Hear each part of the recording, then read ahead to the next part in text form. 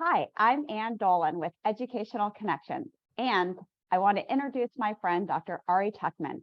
He's an author and a psychologist who specializes in diagnosing and treating people with ADHD.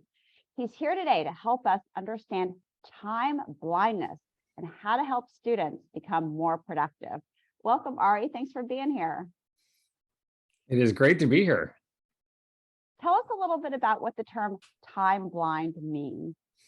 Yeah. So, obviously, like regular blindness, right? Like, how well do you see things? And, not just things that are close up and big, but how well do you see things that are smaller and farther away, farther into the future?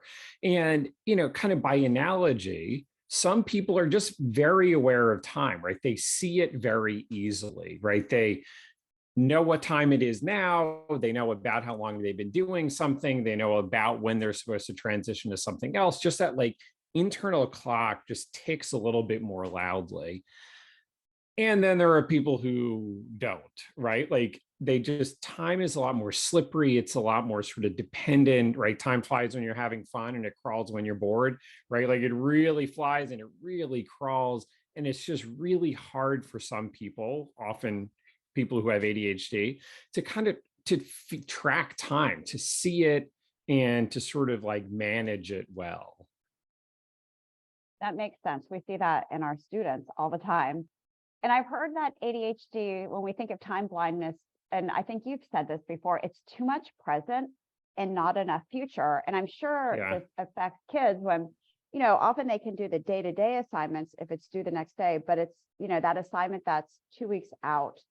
How can a parent help a child who is struggling with those kinds of things? Yeah, and that's exactly it, right? The thing you got to do right now is kind of relatively easier. You just see it and there it is. But as you move through middle school into high school, into college and beyond, right, the timelines begin to stretch. And it's not just tonight's homework for tomorrow.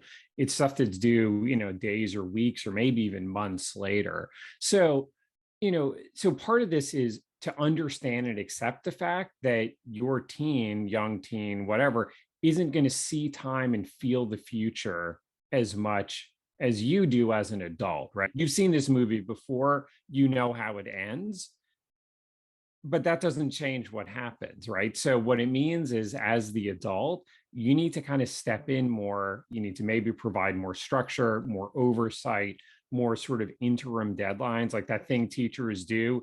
Okay, you need your subject by tomorrow. You need 3 references by the next day, and then an outline, and then a rough draft, and then the final, right? Like you need to provide more of that, those sort of interim goals, because your child or teen isn't going to see it as clearly.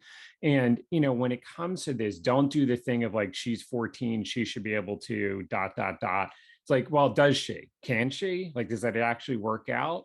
And if it doesn't, then you just need to provide a bit more structure so she can use the rest of her abilities more effectively. Thank you, Ari. That's so helpful. One of the things our executive function coaches do with kids is the concept of calendaring. So when something is far out, they'll help them break it into more manageable chunks. And we found that for kids, having it on their calendar is often more helpful than this long to-do list. I'm wondering if you found that to be helpful, and what is the problem with to-do lists in kids? Yeah, well, so this is the problem of to-do lists for everybody, right? I sort of had this line that to-do lists are often, graveyards of failed aspirations, right? And that the problem with the to-do list is there's no time connection, right? Is now the time to do this thing? I don't know, maybe. How about this other thing? Or if I flip back a couple of pages, what about that thing? That's been on my to-do list for a while, right? It's too kind of vague. So I recommend exactly the same thing as you and your coaches, which is take items off the to-do list, take these tasks and actually put them into a space of time.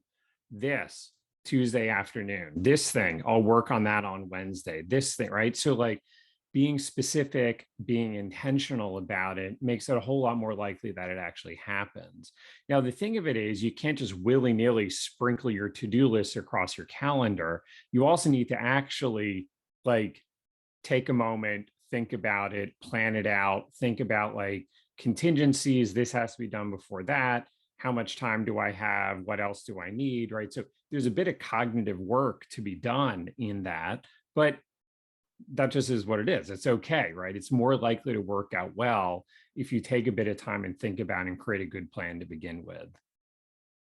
I think you're right. Starting out with that plan before you even start any assignment is key. So thank you for that, Yeah. Ari. And where can parents find your book?